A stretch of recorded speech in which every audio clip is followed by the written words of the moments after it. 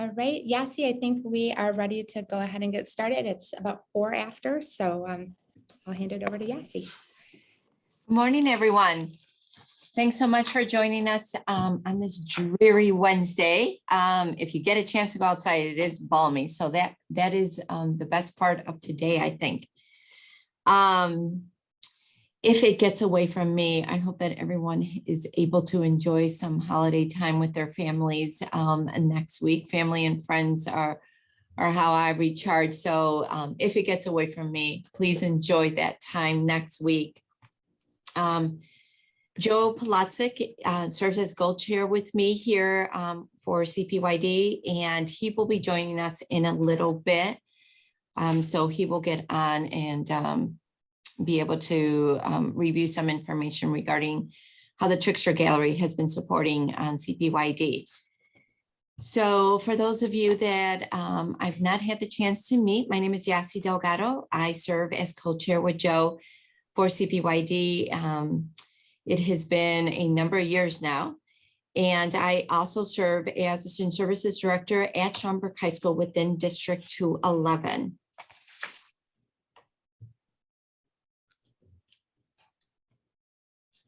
So we'd like to start today's meeting with a new segment which we call Mission Moments. And this first one is specific to our Youth Advocates for Change group.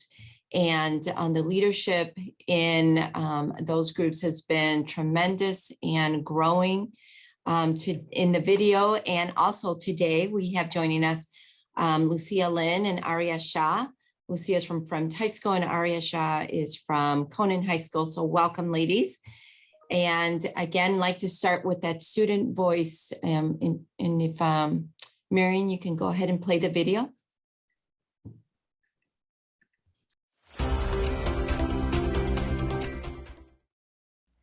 Hello, Coalition members. My name is Arya Shah. I'm a junior at Conant High School, and I'm also a YAC leader. By the way, in School District 211, YAC stands for Youth Advocates for Change. And my name is Lucia Lynn. I am a senior at Fremd High School, and I am also a YAC leader. So, Lucia, a lot has happened since the last coalition meeting. I know, right?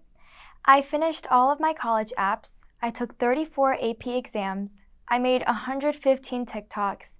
I advanced 3 belts in judo. I ate many pieces of candy. I put away all of my flip-flops for the winter. And my mom even came to a YAC meeting. I know.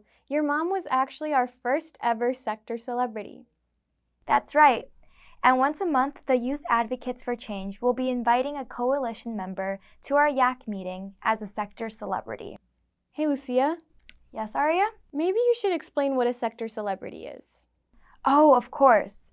Sector celebrities are community members who are youth allies.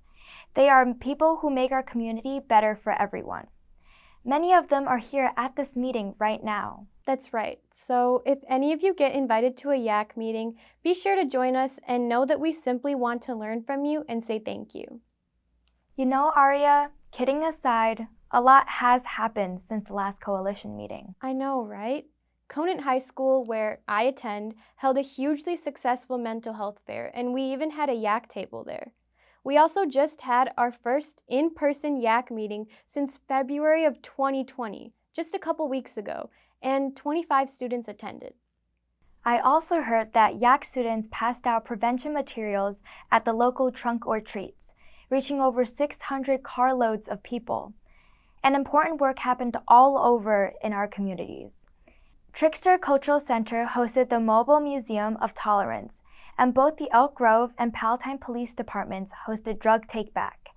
It was the Palatine Police Department's first year of hosting this event, and they collected 125 pounds of prescription medications, keeping these medications from being misused.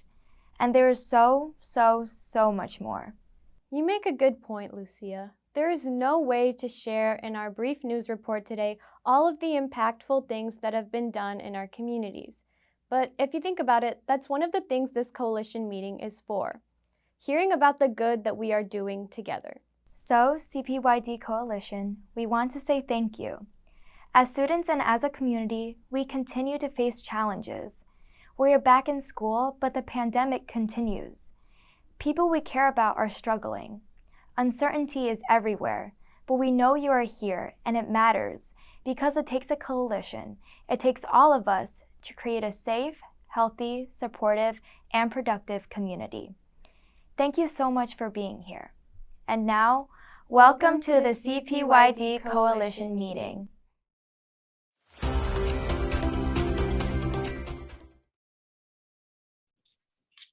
Thank you, Miriam, for playing that. It's always inspiring to hear from our student leaders and the civic engagement challenges that they welcome, they take on, and that they have greatly impacted in a positive way. So thank you so very much for that opportunity to hear from our students directly. And if anybody else caught that, we love that sector celebrity invitation, and be sure that they will tap you on the shoulder one day to come join them. A general awareness of our funding disclaimer for CPYD, part of what we share with you at every meeting. You're more than welcome to kind of go through those details. Also, a reminder of the mission and vision, the purpose of our coalition. All our activities and the work that we do are focused on educating and engaging the community to prevent youth substance use and other health harmful behaviors. For today's agenda, we have gone through a couple of them already. We will have an opportunity for all the sectors to introduce themselves, share any announcements that you would like to. We will also have subcommittee updates, our youth report outs, another mission moment video, and the sharing of the in-school support services through our positive youth development programming, some program highlights specific to KYC, and then we will adjourn. So Dawn, would you like to take on the introductions by sector, please? Absolutely. So we're going to start out, as Yasi said, the youth are the center of what we do. So we're going to start out with youth. And I'm going to call on Arya if you would be willing to go first. Arya is going to be giving a report later, but if you want to start out with name, pronouns, school, and maybe grade in school for our youth, and then popcorn it off to the other students that are on. Sure. So I'm Aria. I go by she, her pronouns. I'm a junior at Conant High School, and I'll popcorn it to Lucia.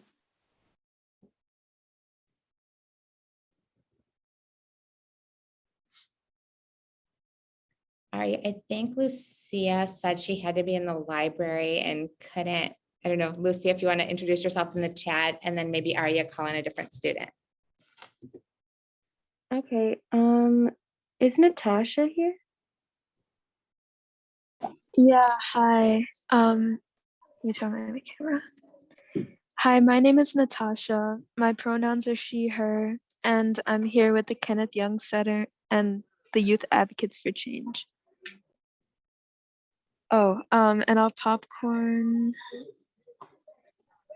I don't know who's from Yak here. Alyssa. I'll popcorn it to Alyssa. My name is Alyssa. My pronouns are she, her, and I am part of YAC, and I will popcorn it to Haley. Hi, I'm Haley. I'm a senior at Schaumburg High School. I use she, her pronouns. And I don't know who else is in the room. Jennifer. I'll popcorn to Jennifer.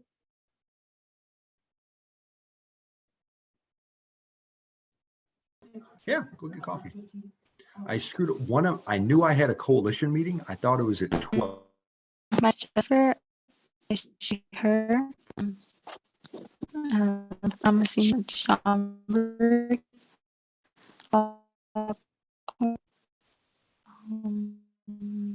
Right.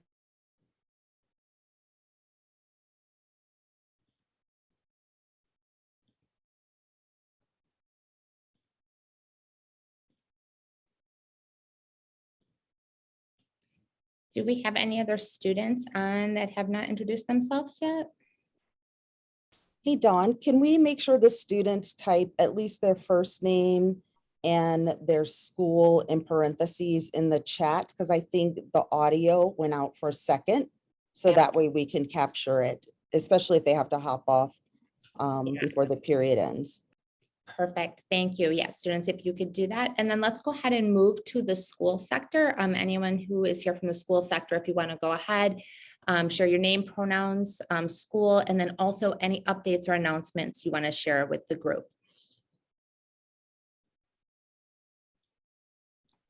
I'll go ahead and start. Again, I'm Yasi Delgado, Director of Student Services at Schaumburg High School, and work with District 211 with the Student Assistance Program Coordinators, and also serve as co-chair of the coalition. In terms of announcements, I have two.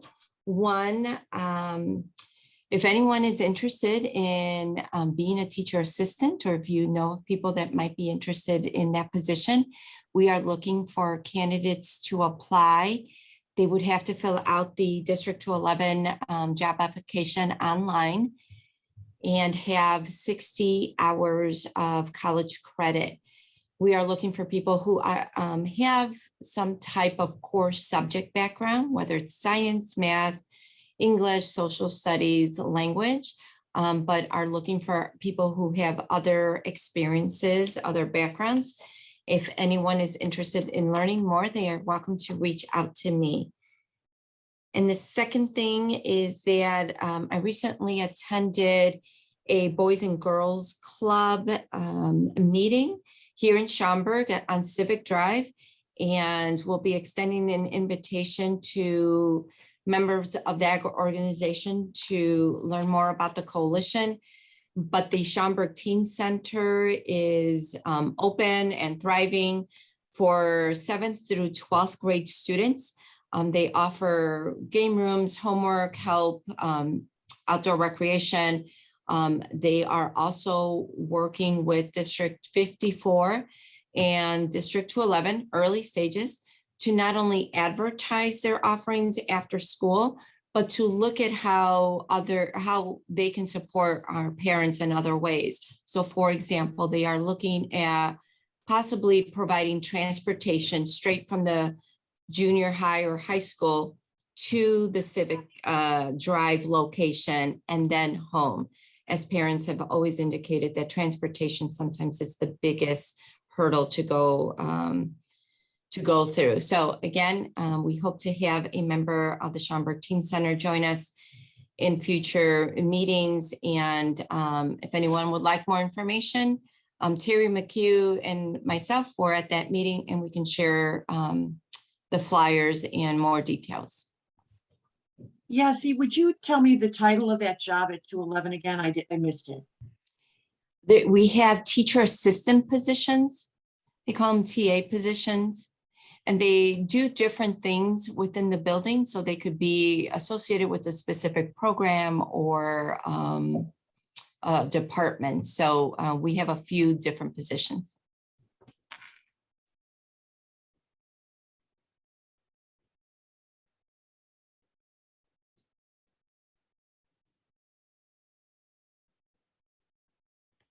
So again, if we want to continue with the school sector, if there are other folks. I can go, Dawn. I'm Beth Farr. I'm the social work department chair for Schaumburg School District 54. I also work over at the Early Learning Center. I just want to some quick updates as each of our buildings supports our families for the holidays in different ways. So each building is looking at getting all their supports together. So if you know of a family who is in District 54 and could use some support for the holidays, we're doing our best to try to do that. They could contact the school social worker at their building. We also have a crisis fund through our District 54 Foundation, and that also has been very helpful. It started through COVID, but it has now become more than that. So that's a really exciting news for us. So when we hear of families in need of a gas card or something else, we're able to ask for those funds through that as we go along. And the last thing I want to mention, we hosted a resource fair on November 1st, and a lot of the agencies who are here today attended. If you didn't get my email thanking you for your attendance, some of them bounced back to me. I'm not sure why that kept happening, but we really appreciated you coming and taking time out of your day to share about your supports with our staff. We had about 100 to 120 staff members attend. So it was really a resource fair for staff to learn more about what's available in the community. So thank you for all of your work in coming to that and sharing all your resources with us. Since I'm also from District 54. Hi, I'm Cindy Gordon, she, her. I am Director of Special Education here in District 54 in Schaumburg. My only announcement that I have is that our Autism Resource Center is offering floor time instruction for District 54 parents.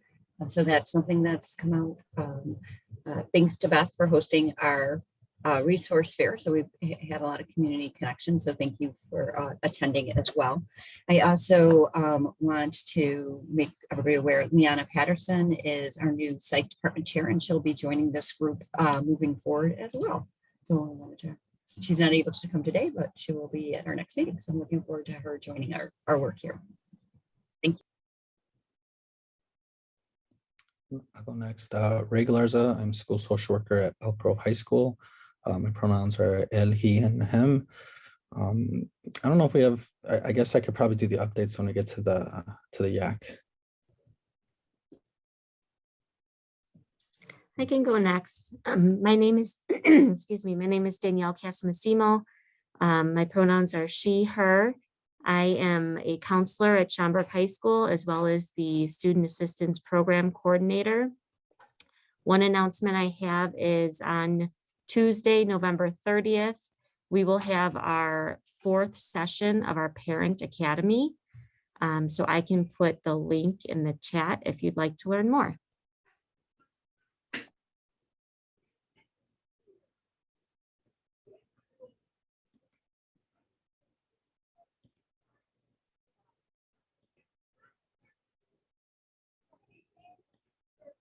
All right, so we're going to open it up to other sectors. If folks haven't introduced yourself, please go ahead and do so. Again, name, pronouns, agency, and any updates or announcements you have.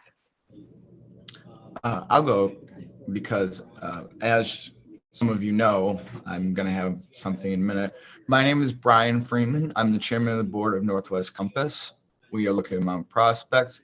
Our update is we are doing a turkey drive to get family turkeys this year. We're doing a present drive with the Rolling Meadows Courthouse and with the local bar association to hopefully raise money to get presents for kids.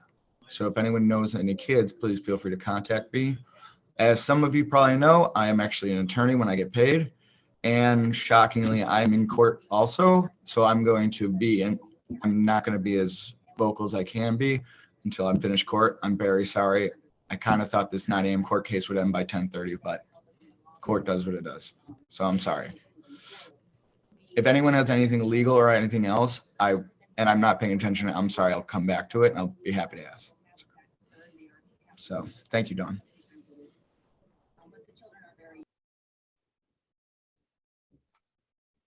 Hi, I'm Susan from the FBI. First, I'd like to thank Joe and the Trickster Gallery. This month, Joe and Desiree were kind enough to let us use the art pieces at Trickster Gallery for our Native American month, and it went over so well, and it was an honor to be able to use the art at the FBI. Again, thank you very much. I also wanted to announce that soon we will be getting ready to prepare for the Community Citizens Academy program for adults, which runs April through June. It's an 8-week course. If anyone is interested, please feel free to send me their resume along with their volunteer work. And that's all I have today. Thank you. Hi, I'm Heather Melnick from the Bridge Youth and Family Services. I use she, her pronouns. Just a couple of announcements. The Bridge is excited that we've started offering our services on Saturdays. So we're now open on Saturdays from 9 to 1 to just expand our availability to provide counseling. And then just to remind folks that we do have a discretionary counseling program available for anyone in Northwest Suburban Cook County. Kids that are engaging in risk-taking behavior, truancy, that sort of thing. They're eligible for 90 days of counseling at no charge to the family through our discretionary crisis program. So they can just call the Bridge and indicate that they're having those types of issues, and we'll get them in as soon as we can for counseling. I'll put the Bridge's phone numbers in the chat. Thanks.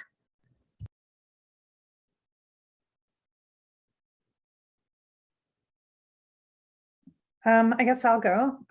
Good morning, everybody. My name's Christy Wessel. My pronouns are she, her. I'm the district director for State Rep Mussman. I think the only announcement I really have is that rental assistance is now available again. For everybody in the school sector, oh gosh, if there's a way to share that, we know that there's a lot of non-English speaking parents. And maybe if the kids were aware, they could share that with their families. I will say we put any and all services that we hear about that are available on the State Rep Mussman Facebook page. You can scroll down. There's a lot of helpful agency information from groups that help with autism or mental disabilities, physical disabilities. There's rental assistance. We're waiting on mortgage assistance, which should be announced in January. So there is a fair amount of help out there for folks. That's the only way we know how to get it out to the community. If you're a social worker at a school and you have any students that you're suspicious and may need help, please feel free to use us. I can put you in touch with the correct McKinney-Vento contact, make sure those students aren't missing out on anything that they deserve. So thanks. Good morning, everybody.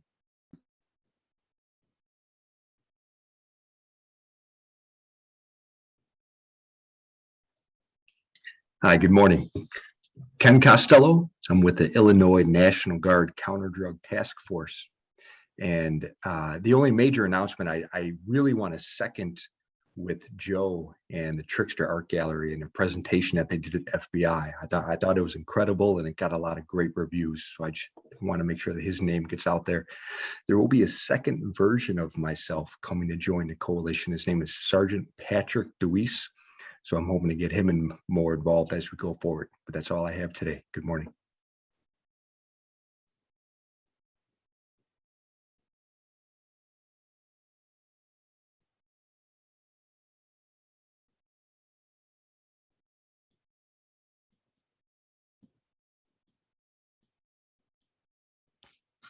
Do we have other folks who haven't had a chance to introduce themselves? I can. Hi, I guess I'll go. My name is Mary Kay Betts. I'm the Recovery Services Project Associate at the Kenneth Young Center, and my pronouns are her, and hers. And again, I'm work with the Kenneth Young Agency.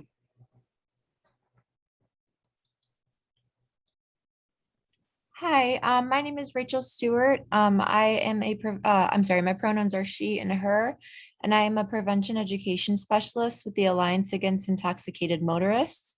Something I just kind of wanted to throw out there is we are working on a Beyond Driver's Education program, and we have been backed by the Secretary of State's office. So our program goes beyond just like the rules of the road and how to use your motor vehicle. And it talks about things like the dangers of cannabis use while driving, underage drinking, drinking and driving, texting and driving, and just reckless behavior on the road. So if you are interested or know any schools or organizations or groups that would be interested in this program, let me know, and I'd be happy to forward our information to you. Rachel, can you put your email address in the chat if you don't mind? Absolutely. I will do that right now. Thank you. Mm-hmm.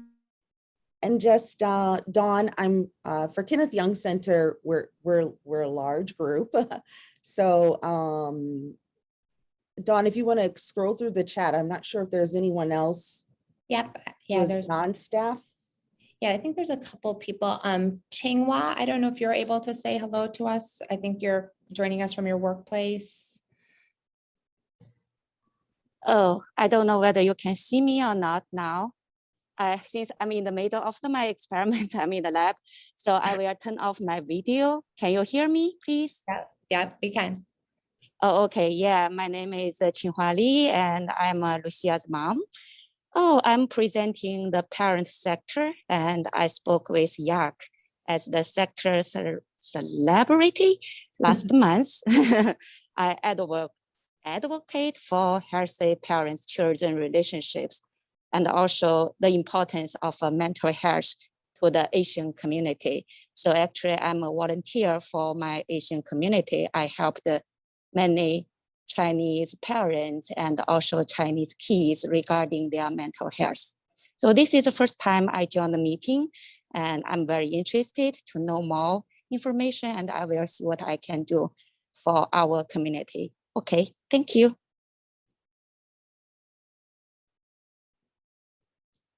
Thank you, Chinghua. And just, is there anyone else that's a non-KYC staff that would like to introduce themselves?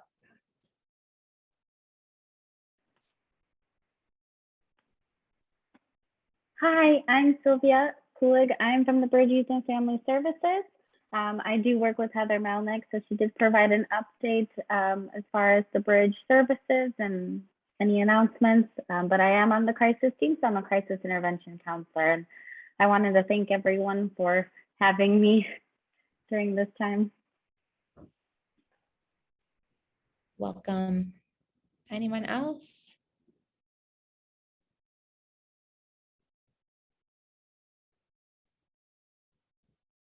All right, Marianne, I think, thank you everyone for saying hello and good morning, and thank you so much for being here. Okay, great, thank you. So regarding the Kenneth Young Center staff, so I know that is time consuming. And then our staff has grown tremendously. When we started the coalition, it was 2 staff people who are no longer here and myself as a consultant to start the coalition. And now we have, grown in certain terms of our size, and then in terms of through the coalition, the type of programs that we serve. So my name is Shireen Payton. My pronouns are she, her, hers, and I'm the division director for the Community Collaboration Division. And Marian Lopez, who is also on the webinar, WebEx or whatever it's called. Where am I? This is my 3rd or 4th one today. Marian is the grants manager. So I'm going to run through as opposed to all of us introducing ourselves. So Marian is the grants manager. So she helps me to make sure that we're meeting all of our deliverables of our 14 different grants that we have within the division. Miriam Aponte is our office manager.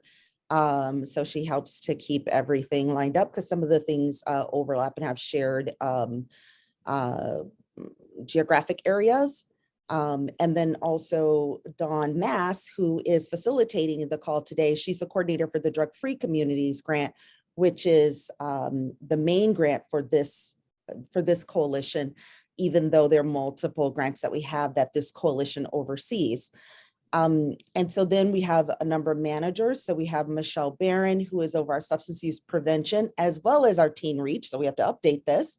And our substance use prevention, as well as the drug-free communities, cover geographically, they both cover all of the District 211 area. So that would be all of Palatine Township, Schaumburg Township, and then the southern part of 214. So it covers Elk Grove area, as well as districts 62 and 59, and then some other schools in that area. So we also have folks from that area on as part of the coalition. And then Marianne Rajinsky, I don't think she's on the call today, but she's our Positive Youth Development Manager. Daryl passes over our recovery-oriented systems of care, or our ROSC program. So we also have, working across the continuum of care, we have people on As part of this group, it serves as our ROSC council, because from the beginning, we intentionally wanted to work across the continuum of care, not just in prevention, but in intervention and recovery support services. And then Dan Hanners is our media and communications manager. And then we have a new manager, well, they've been on staff for a while, but Donna, are you on by any chance? Donna is our new manager of our LGBTQ Center, which has grown tremendously. We started out intending only to serve youth, but the demand has been great in terms of just all ages. So we've really expanded our program. And then those are the other team members that are the team leads, serving the programs through the coalition. And then we have multiple programs that we do in collaboration with you all. But as you know, those of you who've been with us from the very beginning, starting with the town hall, as you know, this coalition, this is all about the community. We do this together, and we all support one another from assessment all the way through evaluation, and partner where we can and where we want to, where we all are willing to and able to, through contracts and collaborative efforts. So that's why the introduction is so important. So I've actually jotted down some notes because there's some opportunities coming up that I would like to collaborate on. And so hopefully you all will reach out to other folks as well. And in terms of announcements, I know Kenneth Young Center with our division, we have 2 announcements. Mary Kay has one for recovery, no, see, I knew it, Seasons in Recovery. Seasons of Recovery. Okay, thank you. See, I've been playing on it, making up my own stuff, you know, saying yes. It's going to be a great event. We're going to organize my office. It's called Seasons of Cleaning Up Shireen's Office. So I played with the words too many times that now I've forgotten what it stands for. But anyway, so Mary Kay, can you do your announcement? And then Donna has an announcement about the LGBTQ Center and some upcoming things. So Seasons of Recovery is for people that are battling addiction and their families. So we're going to have a whole day of events of different things all day on December 4th here at our Schaumburg location in Suite 104 and 201. We're going to have speakers, Narcan training. We're going to have an arts and crafts fair. We're going to have a cafe where you can have hot chocolate and cookies. And we're going to also have Santa's going to be showing up to give gifts to the kids, which I think is great. And I'm going to be his wife, Mrs. Claus. So where you can find out more about the event, you can go to, I'll put it in the chat, the recovery, the Eventbrite, if you'd like to attend. It's open to anyone to attend. And we'd love to see you there.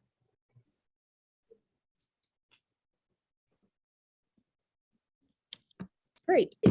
And I don't know if Donna just sent me a text saying that their computer, oh, okay, great, there we go. So I know, Donna, one of the things I wanted to mention is that we are looking for folks who are queer identified, who want to join the subcommittee for the North Suburban Community Network. And then anyone who is interested in joining our planning group for next year's Pride Fest, also hosted at Trickster. And then you want to talk about drop-in, and that's it for announcements. Absolutely. Hey, everybody. Good morning. Thanks for being here. So our drop-in nights are every Thursday from 5 to 7 p.m. here at the Schaumburg location of our offices at 650 East Algonquin.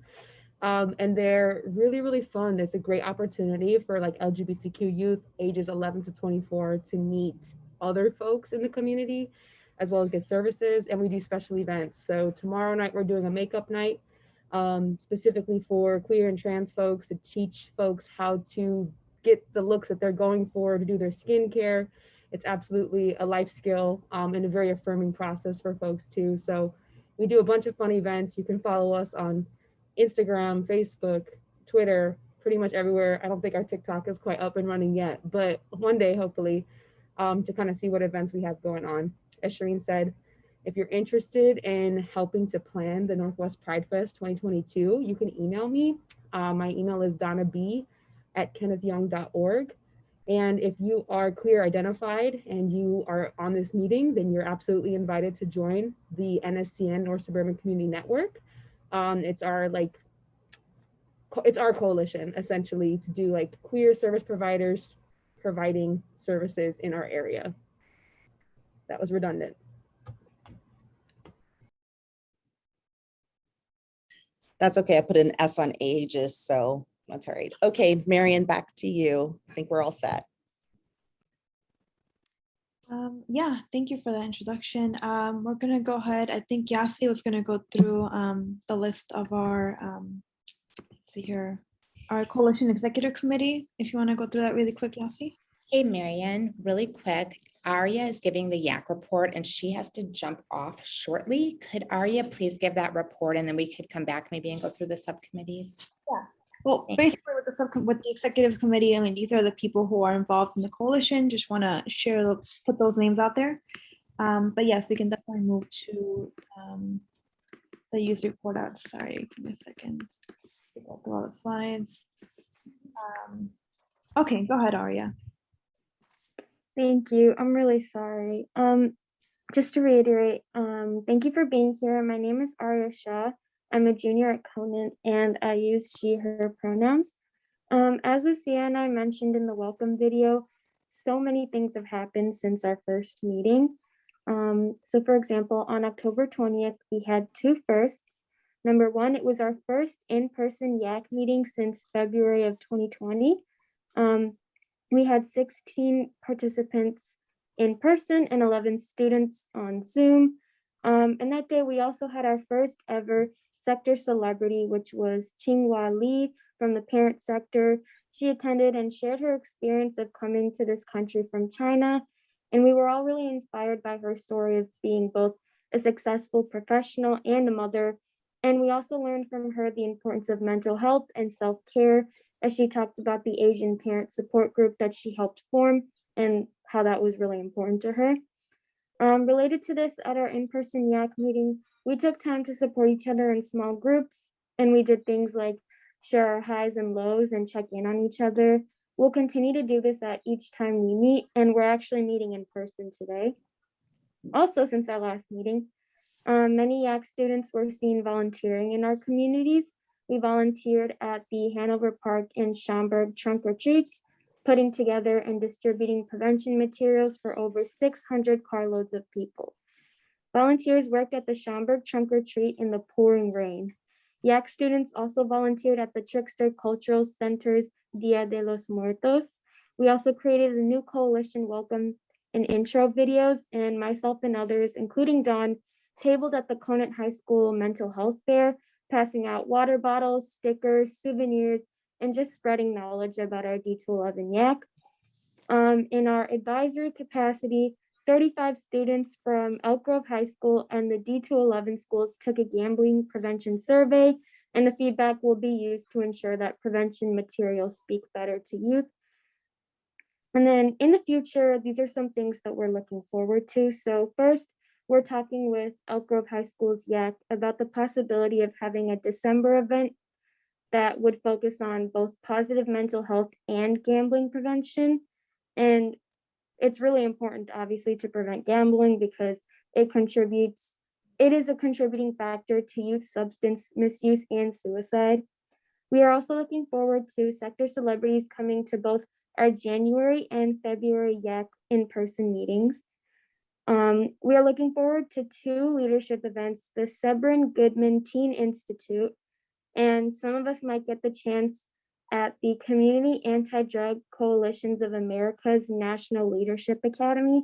And then finally, one of our new YAC members, Natasha Javeri from Friend, is involved in March for Our Lives and will also be leading us in a food drive that she's going to talk about in a second. So overall, the past few months have just been really successful for our YAC. We're really excited for our upcoming events, sector celebrities, and just everything in between. Thank you so much for your time. I'm really sorry about speaking now instead of later, but I'm gonna pass it to Natasha really quick to talk more about the food drive. Thank you. Thank you so much, Arya, for that transition and for having, and for all of you for having me. So I'm here with YAC, but I'm also here with March for Our Lives Palatine, and March for Our Lives Palatine is a local chapter in Palatine of National March for Our Lives, which was founded after the Parkland shooting, and our biggest wants and needs are to empower the youth and to end gun violence and its epidemic in all forms possible. So we do have a food drive coming up. We don't know the exact date yet. It's going to be after the holidays, so around January, February time. But before that, we have a wings drive, which is a clothing drive, which is going to be, we're planning for December 11th. So that's March for Our Lives solely is the wings drive, but we are partnering with the Kenneth Center and the YAC for the food drive, which will be during the holidays. But of course, everybody is welcome to volunteer and contribute if they can. If you have any, if you believe that there's anything that we could do maybe as March for Our Lives, because we're very versatile. We're not just focused on gun violence, but also mental health, social justice in all its forms, especially for BIPOC and the LGBTQ+ community. So if there is anything that maybe any of you would like to see us pursue, or any ideas, or even want to volunteer, please reach out to me or email me. I'll put it in the chat. But yeah, thank you once again to Dawn and everybody here for giving me this chance to speak and for this amazing meeting. I really appreciate it.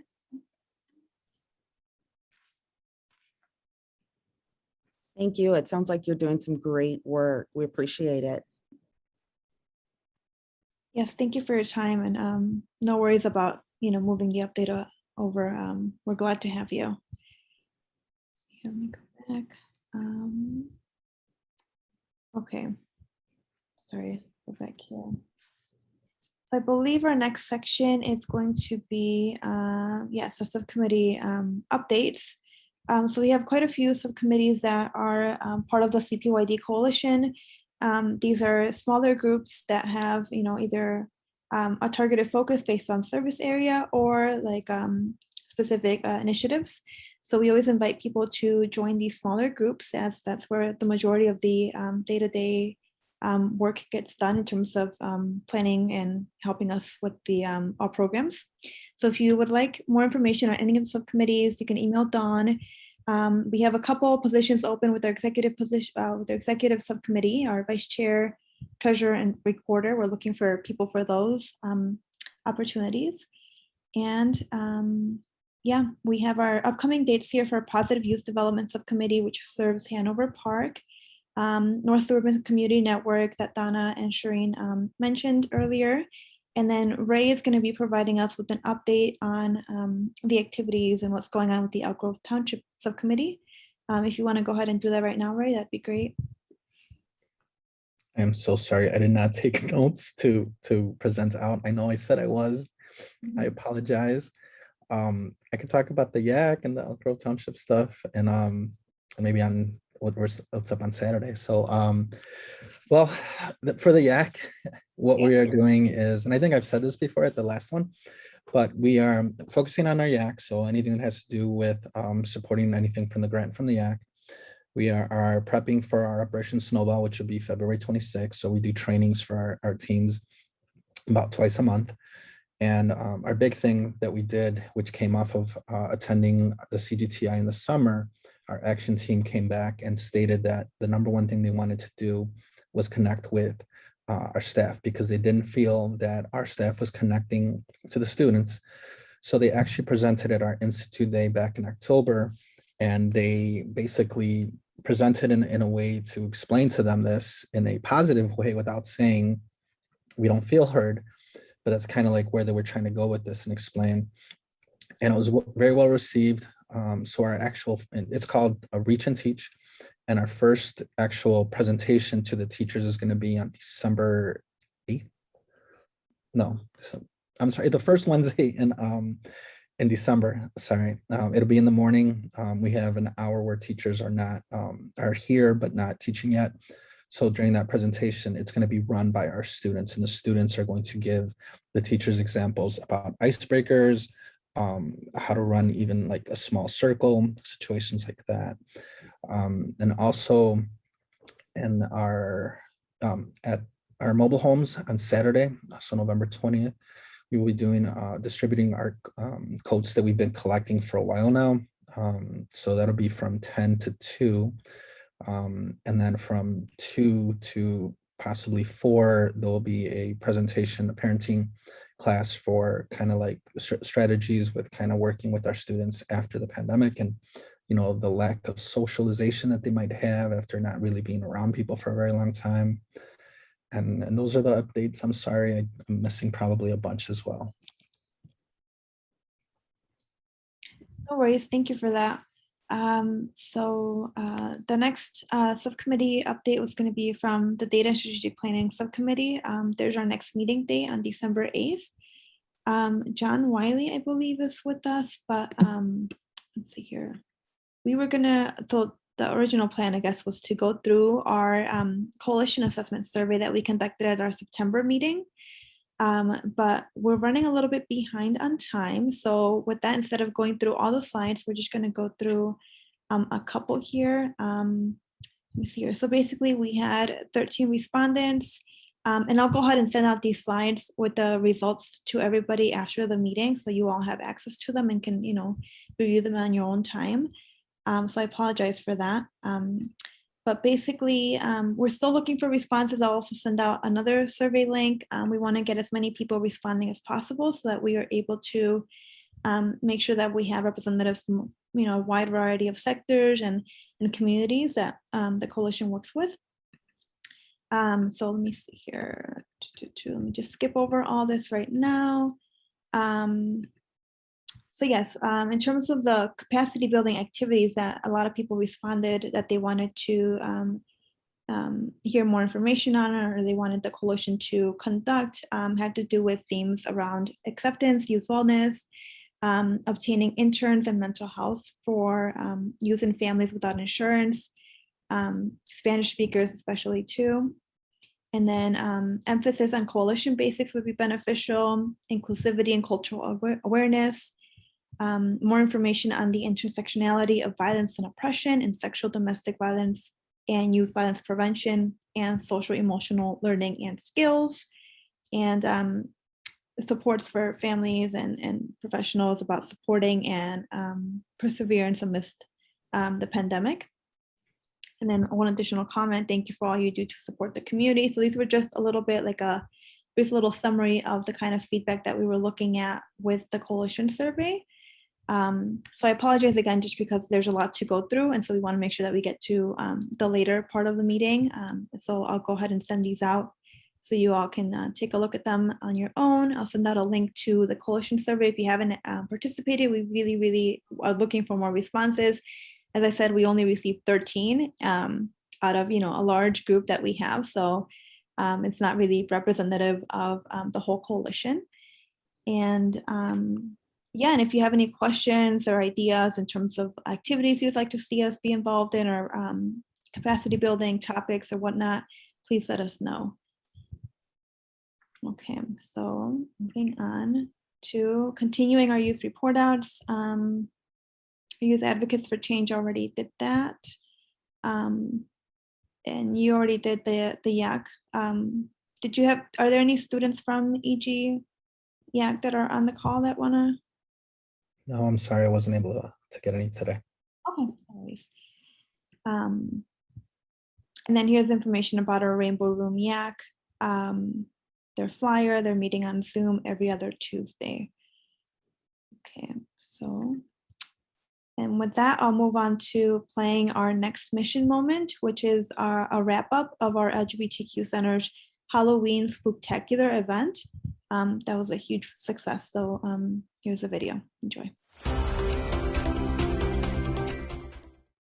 Hi, everyone. This is Sean reporting live from the Kenneth Center in Schaumburg. Just a few days after our spooktacular event. Today with me is one of the masterminds behind this event, Donna, aka Donna the Deadna. How did the event go? Thanks, Sean. Yeah, the event went really, really well. We had really awesome decorations up in the center. It looked super spooky, very Halloweeny. And luckily, I'm very happy to say that we actually sold out. So we had a maximum of 50 people for this event just due to COVID. And so everyone who came was vaccinated. And by the time, we had completely sold out and everyone came. So it was an awesome event. That's amazing. What inspired this event in the first place? So the inspiration really came from me and Anton, who, as you mentioned, is the other mastermind of this event. We were talking about how for us growing up here, living out here, being queer people in the suburbs, that there really aren't enough spaces for us to congregate, to meet other people, to have fun. We really have to go to Chicago for that. And so we were talking about that as a lack of community. And we talked about how in Chicago, in Boys Town, Halloween is one of like the biggest celebrations of the year for us outside of Pride. So we were like, let's do our own thing in the suburbs and just try it out. And we have no idea if it's going to be successful. We have no idea if people are going to show up. And to our surprise, like the community really, really came through. And it was important for them to see that there's others like us out here, and that there's fun, safe, supportive things to do. And can you share with us why events like these are important to the community? Yeah, definitely. So I think events like these really give a lot of hope for people. I think that they bring people together. And at our event, I think it's important for our partners to know that we brought a lot of our public health, sorry, my friend here. We brought a lot of public health information to it as well. Like we were doing HIV testing throughout the whole event. We were doing responsible gaming screenings and providing people resources on the spot. We were doing arts. We had our partners from Trickster there, and they were talking about cultural appropriation, and they were talking about identity and the intersections of art and identity. So we brought a lot of heart and soul to this Halloween event. It wasn't just, goofy, and which is good. We need goofy too. But there was a lot of heart and soul to it as well. So I think these events are important to bring that intersection of community, culture, and public health. And it's important to see leaders who reflect that community leading those events. That is important. What was one of your favorite parts of this event? Yes. So favorite parts, I gotta say Anton's outfit. Love you. Hope you feel better. You looked incredible. Then I also really loved seeing Commissioner Morrison. I always love seeing Kevin. He makes everything better. And it was really awesome surprise to have him there. And I think just like the serendipity of how everything worked out for the best. Even when when you're planning an event and like things go wrong when you're leading up to it, and then it's stressful. Everything that went wrong ended up making things better. So I'm just happy looking back on it, being like, okay, trust the universe. Trust people we're working with. Everything turned out better than I could have dreamed. You heard it here. A lot of things wrong equals a lot of things right. Yes. Finally, is there anything else you would like to share? Maybe we can ask Flavor of Love a few questions.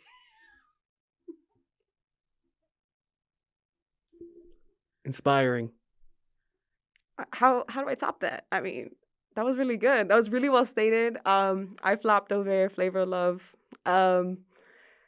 Yeah, said it best. It's really important to support our community events like this, to be creative, to push limits, and to try new things. Thank you so much, Donna. And thank you so much, Anton, for putting the event, even though he wasn't here with us today. And on a side note, all of us at KYC, except Cole, are loving the total Halloween office makeover. Again, this is Sean reporting. And now, back to you, CPYD Coalition.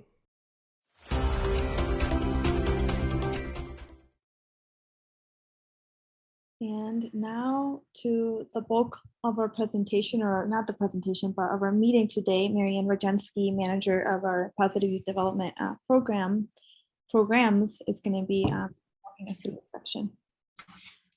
Hi, everybody. I want to thank you again for being here today. We are really excited to talk to you a little bit about some new in-school support services that we have. So you'll be hearing from myself and Esteban and Colleen. We're going to start off just by talking a little bit about why these services were necessary. You can see here, even before the pandemic, mental health professionals were seeing greater need in children and adolescents. And now, since we've been in the pandemic for a year and a half, 30 to 40% of young people say they feel anxious, depressed, or stressed. And then in the infographic on the right, you can see 70% of both children and adults have some degree of mental discomfort. So people have definitely been affected by the pandemic, but this is all starting before the pandemic.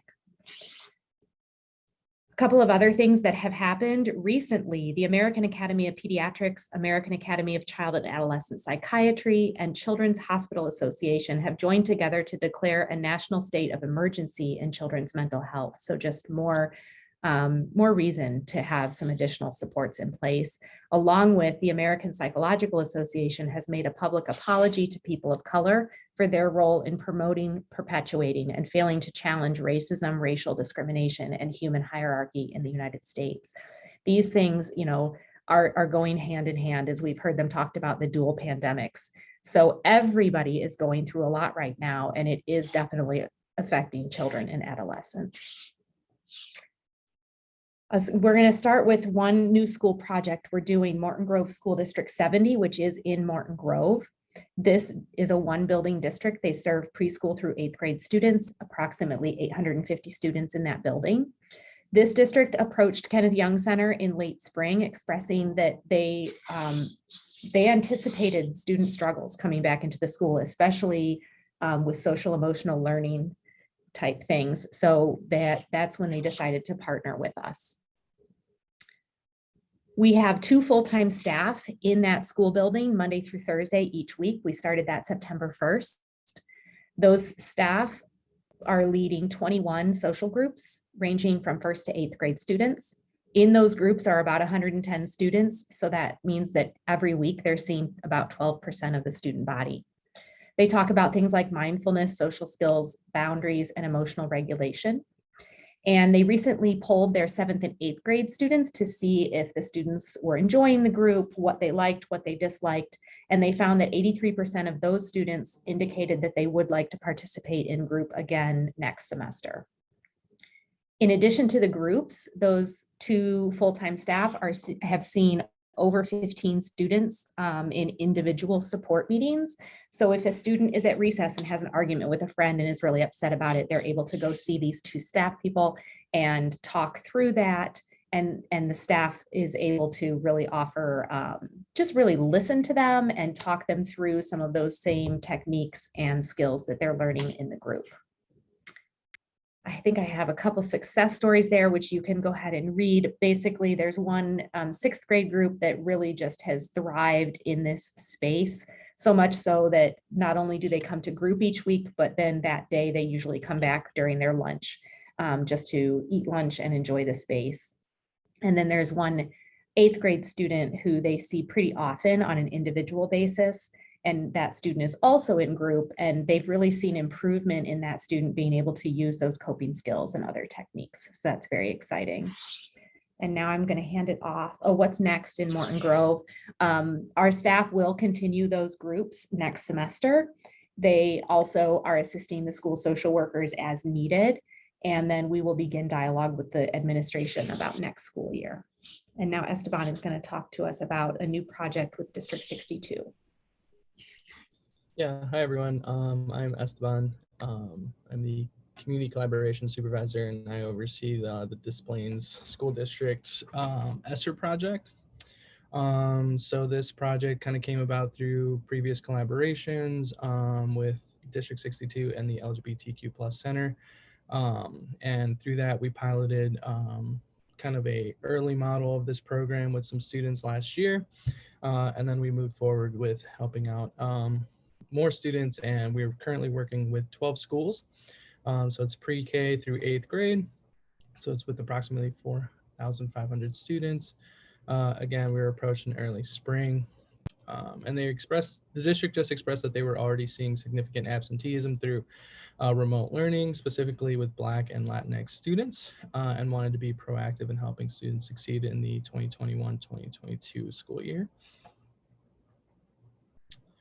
So what are we doing? So we've actually have recently five, it used to be four, full-time staff members that meet with students and families in homes and in school. So we have had 81 student referrals since around mid-August, and those range from first grade to 8th grade. So we have a total of 66 formal non-clinical referrals, meaning that they do not receive clinical services or a combination of clinical and non-clinical services. With that being said, even though these formal referrals are being made by the school, we also serve the families of the students. So right now we're serving about 71 total students through this project. And some of the services that we provide include mentoring, tutoring. We work with Donna B and the LGBTQ Center to provide support, Daryl Pass with recovery services, and we also work on just assisting families with like resource navigation, things like that. A couple success stories we have here. The navigators who are our full-time staff have been hard at work facilitating parent workshops focused on understanding the LGBTQ plus community, as well as co-parenting. So we've seen an increase in communication between students and families, which has actually led to less arguing amongst the family and better understanding. And then one of my favorite success stories here, this actually just came about the other day. So we have a navigator here by the name of Henry Valero. He works with a student.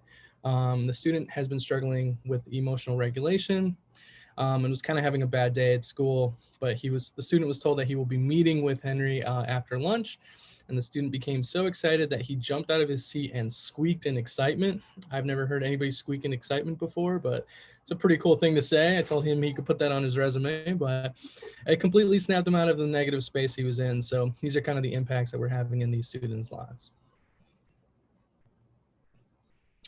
And then what we're looking to do next is just we're looking to incorporate, more volunteers. So we're looking to recruit and searching for mentors, tutors, volunteers to help kind of support some of these families and these students. We're also looking to provide more recreational activities, but we're limited through some of our capacity that we have. So if you have any suggestions of things that we can do with our students or families, or are looking to provide donations, my email is right there so you can reach out. I'll also put that in the chat box. And then we're just looking to continue serving the district for the duration of the 2-year contract that we have. And we'll pass it along to Colleen. Awesome. Hi, I'm Colleen. I am the team lead for Teen Reach. This is a new program that we're doing this year. Teen Reach, the REACH part stands for Responsibility, Education, Achievement, Caring, and Hope. And it's this new state-funded development initiative that provides after-school programming to students ages 6 through 17 who are struggling either at home, in their personal lives with mental health or school, and could use some extra support. So through Teen Reach, programming focuses on 7 core areas. This includes academic achievement, life skills, STEM, adult mentorship, parental involvement, service learning, and recreational activities. Right now, we have 12 teaching assistants running the program day to day at each of our 6 sites. So we have 2 teaching assistants at every school that we're working with. You can go ahead, yeah. And then, so right now we're partnered with middle schools in District 62 and 59 and are currently providing the support to over 60 students between 6 different schools. Students have been doing a variety of new activities like making kites. We did an elephant toothpaste science activity that they really liked. We've been building bridges, doing arts and crafts, team sports. Something that we're really excited about is we've had a guest artist, Monica, come in and do a Zen Art Workshop. She's been cycling through all of our schools and the kids have been really enjoying that workshop. We just started a new curriculum program called NBA Math Hoops, which is a national program that focuses on like using combining math and NBA statistics, where the kids get to draft their own team and get to compete against each other using math. So they've been enjoying that as well. Also, we've been doing several in-depth discussions on like social emotional learning, as well as like discrimination, homophobia. We've been talking about self-care, racism, gratitude, and more and more. And so we really try and make it a well-rounded program. We also have weekly check-ins and daily homework time. And we've noticed since our program has only been up and running since September 1st, we've noticed that all of our grades have improved with all of our kids, and that at one of our schools, we have no tier 1 interventions. So that's pretty exciting, and it's good to see that this program is actually having an impact. Yep. And then, so what's coming up with Teen Reach? So we're hoping to enroll more students at every school. Our goal is to have 15 to 20 students at all of our 6 schools. And we're also looking to collaborate with some other departments that we have and incorporate volunteers to tutor and mentor some of our students, since a lot of them are struggling with academics specifically. We're also going to be collaborating with some other divisions here at Kenneth Young Center. So we want to do like an anti-vaping campaign as well, just because, and mental health, just because we've noticed that these are things that they're struggling with at these schools. And then we are going to continue to hire a few more teaching assistants for December and next semester. So if you know anyone who is interested, Spanish speaking is a plus, because at some of our schools, our students only speak Spanish. So yeah, we're really happy about this new program and excited to see where it's going to go. So now that you've heard a little bit about each of these programs, we thought it would be fun to put you in breakout rooms with 4 to 5 people. And we're going to give you about 10 minutes total. We're going to give you 3 scenarios that you can go through to sort of have an experience of a day in the life of a community navigator or a day in the life of a Teen Reach TA. So you'll have about 3 minutes to work on each scenario. The scenarios will be put in the chat, so you'll have access to those the whole time you're in your breakout room. And after 3 minutes and after 6 minutes, you will get a notification telling you to move on to the next scenario. So have fun with it. I think, once you're in your breakout room, if one person could just volunteer right away to read that first scenario and kick things off, and then give everybody a chance to, brainstorm a little bit. And then same thing when when that 3 minutes hits, if someone else can read the second scenario, that would be great. So enjoy, have fun with it. And we'll see you back here after about 10 minutes.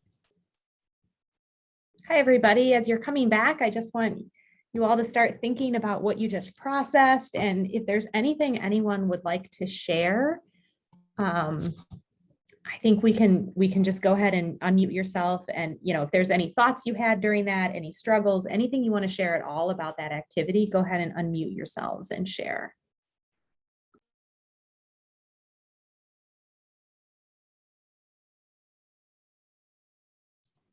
One of the things we talked about in our group was that each scenario involved developing a relationship with the student so that the student could feel heard and understood and have their feelings recognized regarding the situation, whether that's an effort to engage them or problem solve further with the situation.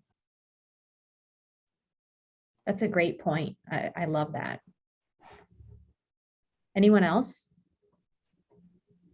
Similar, our group, we recognize that there's usually underlying reason. And it might be as simple as just being physically tired, not enough sleep. Maybe you studied all night, not enough hours of the day. It's getting darker at 5 o'clock, right?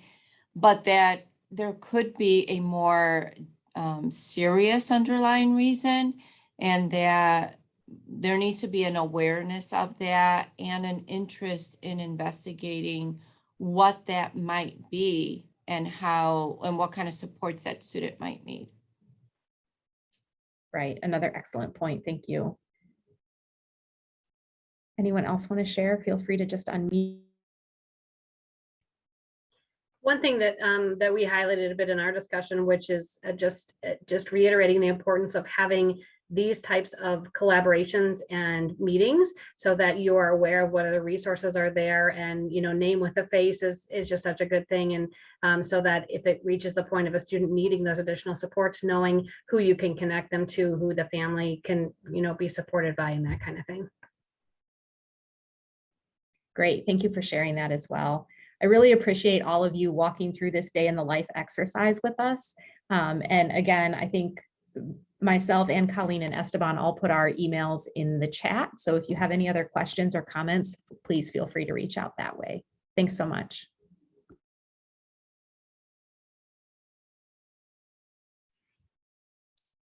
Great, thank you, Marianne. So now our last little section here, KYC program highlights, and we went through some of them earlier in the meeting. But Daryl, or Mary Kay, if you want to provide any more information about your recovery support services, what's going on with those, any updates you want to share? I know we talked about seasons of recovery already, but this would be your.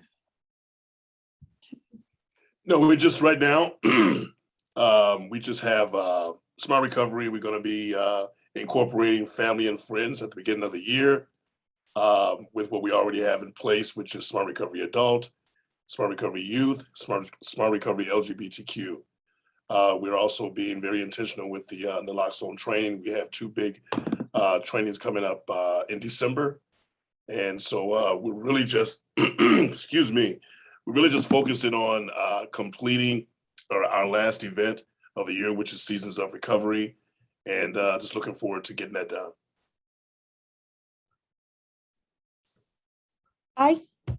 Marion, I'm not sure if when we became a site for the state for free Narcan, if that happened before or after our last coalition meeting. So if you want to mention that, go ahead and mention that we're the site where folks can get that for training as well as nasal Narcan, which is good because it's like $37 a unit typically. Yeah, I believe during the last coalition meeting when Daryl did the capacity building, we did mention that. But yes, as a reminder, KYC is now an authorized site by the state of Illinois to distribute Narcan, nasal Narcan, I guess, units to community agencies for free. And so before we had to pay $75 for 2 units. So now it's free, which is great. And we're able to devote more funding to additional programs in the community. So with that, Daryl's team offers naloxone trainings for community agencies, police departments, basically anybody and everybody who is interested in receiving that information. And then, if you're interested in distributing naloxone, then you can contact Daryl directly for more information. One of the things I didn't mention was that we are in collaboration right now with District 211 to kind of pump some life into the vaping consequences when you're using on school grounds. So that is becoming something that is really being impactful within the schools. And one of the things that I was speaking to the educators about is, the antiquated consequences for things like that. So now we have what's called a 2-hour session, and we're incorporating Smart Recovery into that, where the students come on for 2 hours during the course of a week. We have an interaction, we have an education, and kind of make it a little light, because the one thing that we have to understand, which they're finally starting to move toward that and agree with, we can't stop it. But one of the things that I do with the students is I give them the word finesse, meaning that you got to do what you got to do, but you just cannot do it on a school property. So you got to have some finesse about whatever it is. And some folks may not agree with that, but it's harm reduction. And the harm reduction is that the parents don't get the $200 fine, and you don't have to come to a 2-hour session that you don't want to be involved in anyway. So we've had 1 session thus far, which went over very well. And my associate in this department, Demetrius Young, he headed that up, and it was just a hilarious interaction. The kids were very vulnerable, they were very open, and they discussed where they are and, you know, some of the techniques, crafty techniques that they use to vape while on the premises. So we're trying again to breathe some life into that and make it so it's not this begrudging type consequence. Also, Marion came up with an idea that once they complete, they will get a completion certificate. And speaking to the officers who are placed in the schools, I connected with them in Palatine last week. We're going to come up with a plan where there's aftercare. So they don't just come to the 2-hour situation. There's something that continuously occurs to support these students after they leave our care. And Daryl, was that with which 211 school? We got those from Schaumburg. Okay. Yes. You're welcome. Yes, thank you. Thank you. And you know, it was really something to speak to the I always get these initials wrong. What are those officers? Is it SOR, POR? What is that? SRO. SRO. There you go. Thank you. Thank you. I spoke with several of them at Palatine last week. We had a forum there, and the information they say is a growing deal. And they are looking for solutions because these are good kids. They're just doing what they're doing. So again, we're trying to move forward where it's not this old consequence type deal, because I have to continue to say this. We're not going to stop them. We just have to be a part of their solution and help them to where, again, that word finesse, the understanding that you're gonna do what you're gonna do, but you just can't do it on school property. So I know we're running out of time, right? What time do we end? 11:30. Oh, yep, we're running out of time. So I do want to point out, just a reminder that we work across the continuum of care. And so harm reduction is part of the work that we do. So what Daryl is describing is a different type of prevention that most folks are used to, and it is harm reduction. So we should move on though, because I know we're past time. Could I say one little thing? Sure, go ahead. I work with the court. I'm a lawyer.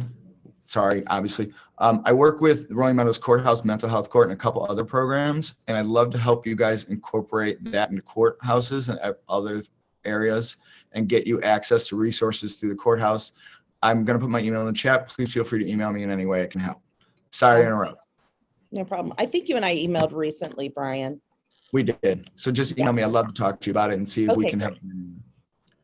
Sure will. So anyone who needs to hop off, but we'll go on for anyone who doesn't mind going over. Yes, so problem gaming, it's responsible gaming. Our general guidelines for this year are to train the general public and healthcare professionals about the warning signs of problem gambling and raise awareness of problem gambling services and resources locally and nationally to our community. We are looking, we do offer or can offer presentations both to youth and to parents and older adults. We can also offer screening at your location, and we can also offer various promotional material for our resource cards, as well as other signage and possibly even social media campaign graphics if you'd like to have them at your drop-off site or be a drop-off site. I'll put my information in the chat here if you're at all interested in doing those. We do have a certain target number that we're trying to reach for that as well. But any type of collaboration that we can do, again, for presentations about gambling with youth or parents, as well as older adults, and screenings, public screenings, we would love to do those.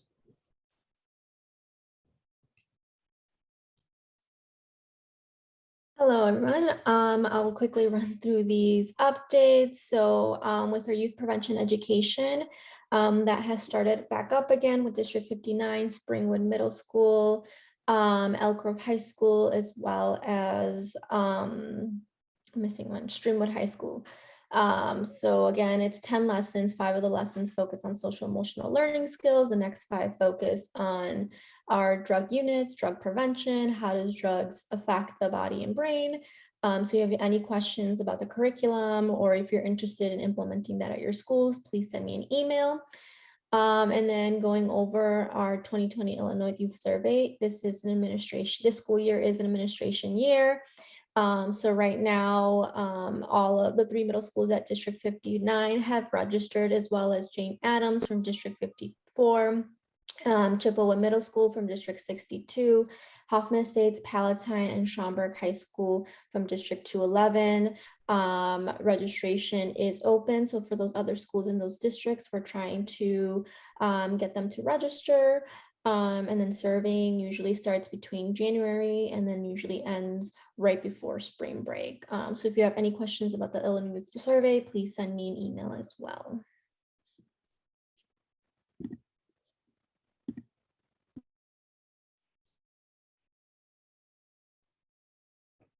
Great, thank you, Michelle.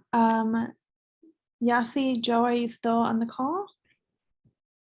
I am. Do you want to close the meeting, Joe, and announce our next meeting date and location? And I think, Joe, you have some announcements. You missed that part. Is anything going on at Trickster? I'm sure you Yeah, do. so we have, so the next meeting's January 19th, right? And in person, pending everything stays in a good capacity. And then for events coming up this Saturday, we have our first woman chef is going to launch her business here on Saturday night.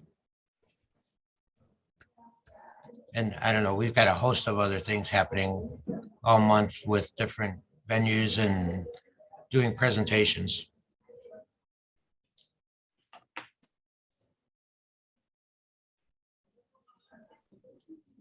Anything else? No, that was it. Thank you all for joining us. Yeah, we look forward to seeing you at our next meeting at Trickster. We're looking forward to seeing everybody in person once again. Thank you all for joining us, and have a good day.